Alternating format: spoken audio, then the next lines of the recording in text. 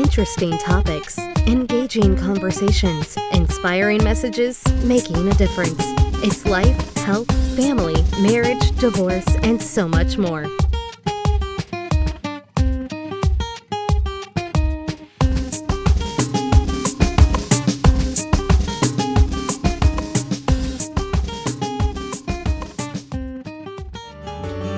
Heart of a Woman. Okay guys, so we're back, Heart of a Woman, and on set again is Dr. Victoria Michaels Jefferson. And before we went to break, we were talking about destiny. Yes. And we just talking about destiny because so much we can share on that. Yes. And I wanted to find out, do you think we can miss our destiny? Definitely. One can miss out on God-ordained destiny. And I have to explain this.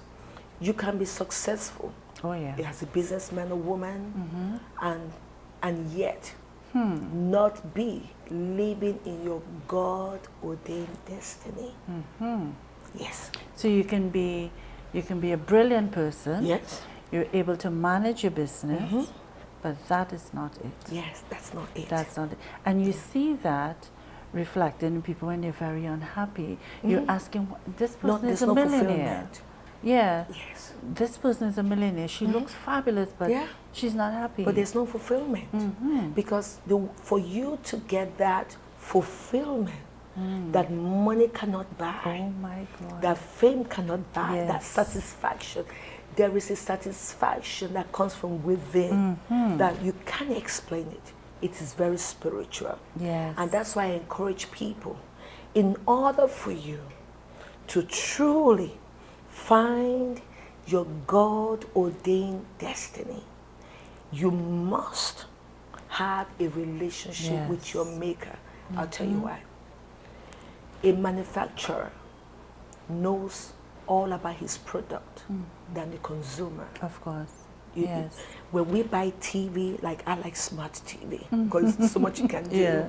When you buy it, I tell you, we're so excited. When you turn it on, you never really take the time out to read the manual. Until when something broke, like my phone can do so much. My children will say, Mom, I don't know how to do it. I only use it to make phone calls, go on social media, but there's so much more. You and I, God created us to accomplish so much more. But most of the time, we limit ourselves by not having a relationship with the person who made us. Who created us. Now, your children, you know much about them than they know about themselves. You carry them, you give birth to them. When they have a relationship with you and they come to you and ask you a question, you tell them, sit down. You tell them about their birth. You tell them about everything. So it is when we have a genuine one-on-one relationship with our God that we are able to find our true self and our true purpose on earth. Yes. Without him, you cannot. Because he made us, he made you, he made me. He knows why he created us and what he created us for. Definitely. So if I'm outside the relationship with him, I might think that I know. That's why I tell people, never make life decision based on what your friends or other people or are doing, or families. Yes. And don't let anybody pressurize you to go into a field or career that you know, and you know this is not for me. Because I've seen people do things because of money. Of course. They are making the money, but they are not happy. So to find your true purpose, if you don't want to miss it in life, have a relationship with God. I found myself, I finally found me. Where I'm happy, satisfied. And it shows. Oh it my shows, God. It shows. Yes. It shows. I'm so happy with my life, and that's why it's easy for me to go extra mile to help other people, because I recognize the journey it took me in finding myself. But it was not until I got into relationship with Jesus. This is me now. Until I got into relationship. I'm not talking about church going. I was just going to say that relationship is not church going. No, not at all. There are many people that go to church every Sunday. As a matter of fact, they're very busy in church. Girl, you're reading my question. But they don't even know who the master is. They don't know Jesus. Yes. They hear about him. There's a difference between hearing about someone. You know, someone can watch you on TV and say, oh, I know her, but they don't know you. They don't know me, yes. For someone to know you, the person must know you intimately. Spend time with you. Spend time with you. Yes. So it was when I gave my life to Jesus, and I began to, there was a hunger in me. It was not about church. I was always crying at night, Lord, I want to know you more. Yes. I began to study my Bible. That is how. First of all, the first thing I got was that he loves me unconditionally. You know, when people see me when I was in my younger days, modeling, skinny, and all that, they're like, she's so beautiful, but I was struggling with low self-esteem for a long time. Could I give you another high five? Yes, I could relate to that. Nobody knew. Nobody knew because I carried myself. So when I used to tell them, like, you lying? I said, no.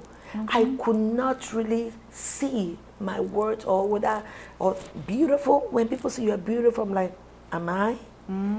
I really fought. That's why one of my books, I Am My Father's Daughter, came about. So what I'm saying to you women out there, it doesn't matter how much money you have. Yes. It doesn't matter how beautiful you are. You will never find that fulfillment, that complete satisfaction whereby you are willing to live your life not by what people think or say, but because you know whose you are. Yes. And who you are. And who you are. So go and have a relationship with your God. Yes. Start from there. And definitely, I love that you said that relationship with God is not being in the four walls. That's not what it is about. And even for me, when I came to that place to understand who God is, and for me, I don't say God, I say Daddy. Yes. Not growing up, not growing up with a father. It was a challenge for me to understand God as Daddy. And on that note, I really want to talk about your book. Yes. I want to talk about that book. We can talk about anything else after, but I really want us to talk about that book. I Am My Father's Daughter. Yes, I have it right here. I have it here, yes. Yeah, so tell me about the book. Wow. And what motivated you to write the book? Yes, this book started my deliverance, really, my healing process. Because for many years, and listen to me now, for many years I was traveling the nations, ministering to powerful women in leadership, in politics and all that. And I knew how to carry myself well. But inside of me, I was going through low self-esteem. And one day I began to ask questions because being the first child, I grew up in a very close-knit family. And I've always been very, very close to my father. I love my father so much. And I was wondering, where did this spirit came from? My parents didn't reject me, so why was I going through spiritual rejection? And one day, the Lord allowed me to understand it was wrong relationship in my college days. Wrong relationship with the wrong person who was also fighting insecurity and low self-esteem. Listen to me, you have to be careful your friends, especially the people you hang out with. So who you connect with. Who you connect with. If you're going to fulfill destiny, if you connect women, be careful the kind of person you go into relationship with. Yes. One wrong relationship can derail you from your destiny life. So, and I find out that was how the spirit came, because somebody that had low self-esteem used to tell me, you are nothing. You are nobody. You think you're all that. You're not going anywhere. Yes. And even though I used to reject it because I always knew who I was. My father used to tell me, my mother, I'm close to my family.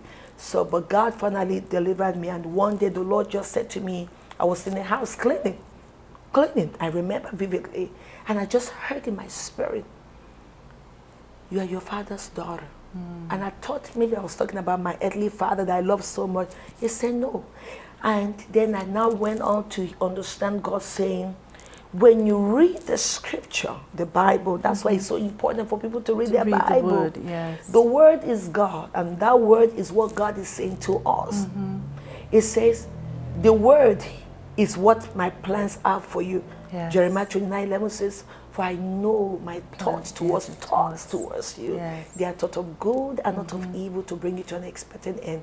So this book came about as a result of the revelation that God gave to me, that I am my father's daughter. You know, women can be very jealous of each other. Yes. Yeah. When they see you, all that, they're like, oh, what do you think you are? You think you're all that. You're all that. Without even knowing you.